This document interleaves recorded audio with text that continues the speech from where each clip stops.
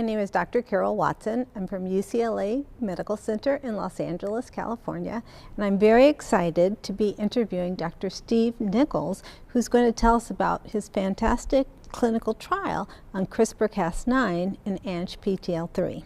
Dr. Nicholls. Thanks, Carol. At AHA this year, we reported the first human experience of gene editing of ANGPTL3. ANGPTL3 is an important factor involved in the metabolism, particularly of triglyceride-rich lipoproteins. We know that people with genetically low ANGPTL3 have lower LDL cholesterol and triglyceride levels, and they're at a lower rate of cardiovascular disease, and there's a lot of interest in developing ANGPTL3 inhibitors, and this is going to be the first time that we match that target with a really innovative new approach to treatment, and that is gene editing. So this would be one and done. This would be one and done. That's the theory. So what we reported here was the very first experience, 15 participants with a range of forms of dyslipidemia. So some had familial hypercholesterolemia, some had high triglyceride levels either by themselves or in combination with elevated LDL cholesterol. They received one single infusion of this agent called CTX310 at doses ranging from 0.1 to 0.8 milligrams per kilogram. And what we wanted to in the first instance is understand the safety and tolerability, but also take the opportunity to have a sneak peek at the effects on lipid parameters. That's fair. So from your presentation, I see the lower doses did not seem to have much effect, but the higher doses did. And we didn't expect to see much at the lower doses. I mean, these early studies, you purposely start at doses that are below where you think you're really going to be. So we didn't see a lot at the low doses, but once you start to get up through the doses, we see highly effective reductions in ANGPTL3. And that translates to a couple of really interesting observations. You see LDL cholesterol go down about 50%, triglycerides go down about 55%, and what I thought was really interesting was ApoB goes down 38%. And why I think that's really important is that we know that your apolipoprotein B levels are a really good surrogate for how many atherogenic lipid particles you have in the blood. And a number of the therapies that have been developed in recent years that lower triglycerides don't necessarily tend to lower ApoB all that much, whereas we see a really good lowering of ApoB, and it makes me as a preventive cardiologist particularly hopeful that this might be a good therapy moving forward. I got to say, what I was struck by was sort of the equal lowering of LDL and triglycerides, and that we just haven't seen before in such sort of equivalent ways. And often when we see such robust triglyceride lowering, we actually see LDL go up a bit. So. Yeah, and look, and some of that may be the therapeutic, and some of it may be the way that we designed this study. We and the discussant made a really good point. We could have been much more restrictive about who got into this study. We could have said, right, we're only going to do people with high TGs, or we're going to only do people with high LDL cholesterol, but actually we let everybody in.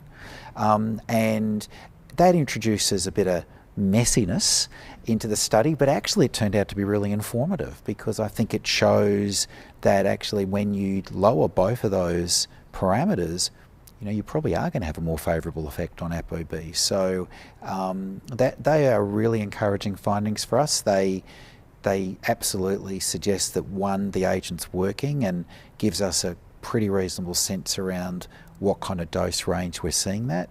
And then just as importantly, if not more importantly, the safety and tolerability. That was going to be my next question. Yeah, the safety and tolerability data looked pretty good, I think. I think we,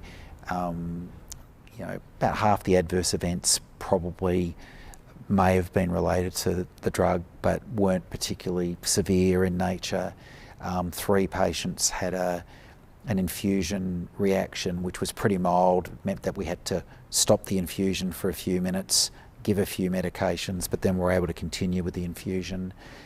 One person had a very mild allergic reaction, which responded to treatment very quickly, and we saw one person with a rise in liver enzymes, but actually that was a person who already had elevated liver enzymes And at that was at baseline. the highest dose, correct? It was at the highest dose. There was no increase in bilirubin in association with that. The patient felt fine the whole time, and that came down pretty quickly. So we saw it go up at day 4. At day 7, it was already starting to come down, and day 14, it was basically back down to baseline. So they had the full infusion, had a transient rise, it went down, and they also had the lipid effects, the beneficial effects. They did. So for us, that's we tick that box, we move on. We think about what the next phase of development for this looks like, which is going to be bigger trials, longer trials, and importantly for colleagues and friends like yourself, hopefully it means those trials will come to the US. We did this study essentially in Australia and New Zealand, where we often do a lot of these studies early on, but now that we've got some more data, and that will give us motivation to move forward.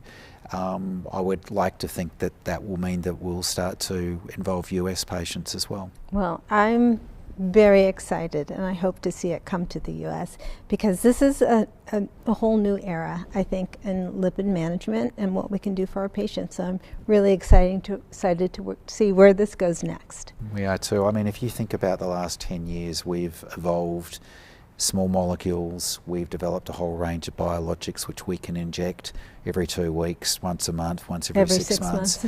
And then, off the back end of that, you have this notion that would have just seemed like science fiction not that long ago, that here we're going to do something where it may be a one and done, and that may be very appealing to particular patients. There'll be some patients that won't want to have a treatment like this, but I can see how it might appeal to many people. And I agree, but obviously the long-term safety data is what we're all going to be looking at, but just really exciting stuff, and thank you for your excellent presentation and your excellent research. Thank you.